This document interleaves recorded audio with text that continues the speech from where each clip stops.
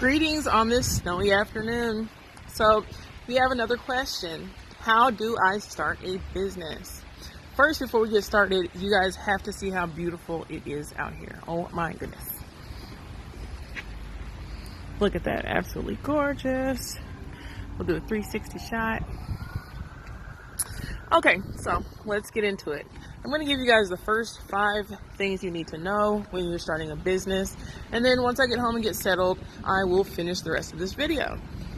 So one of the first things that you need to do is conduct market research. So you want to know whether or not there's a market for the type of business that you are trying to start. So let's say you want to offer services or insurance for farmers. Well, you're not going to go in the middle of downtown Dallas, Texas and find farmers and try to insure them. Okay, so you need to know your geographic location, the demographic makeup, the industries that are popular there, and make sure you do thorough research. Okay, so the research that you do for your market research, you're going to also use that when you start developing your marketing plan. So be as thorough as possible, as thorough as your resources and time allow you to be. Once you have done your market research, you will want to identify your target market. This is very important as well because as you develop your ad campaigns and marketing strategies, you want to know who are going to be your consumers. You would not want to sell fishing supplies to someone who is more interested in yoga, right? So you want to be very deliberate about your target market. Also, in your area, find out who your competition is. Sometimes in some cities, in some areas, you get what is called market saturation, where lots of people are doing the exact same thing. For instance, Atlanta, you have so many entertainers there that you have quite a bit of market saturation. And what happens is you face a lot of competition as opposed to tapping into an untapped market. All right, so the more original your business is, the better. So you also want to establish your business structure. So the type of structure would be either a sole proprietorship, a limited liability partnership, or LLC, or a corporation.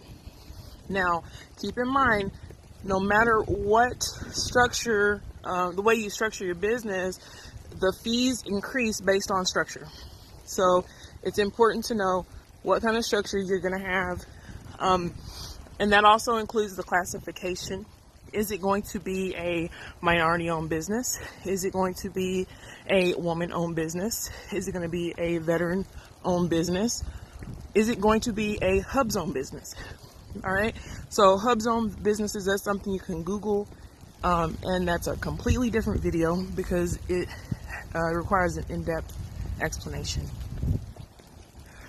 So the 5th one that I'm going to give you guys before I hit pause and finish my commute is you want to decide whether or not you want to partner for your business. For instance, if you want to develop mobile apps, even though you see in your area that there is a good market for it, do you know how to develop a mobile apps?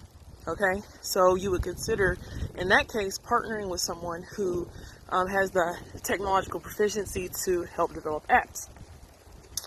Also, if you are providing a good or a service, you will need to want to identify that in your business structure so that you can pick the best structure for your business. If you are a yoga instructor, you don't necessarily need to form a corporation.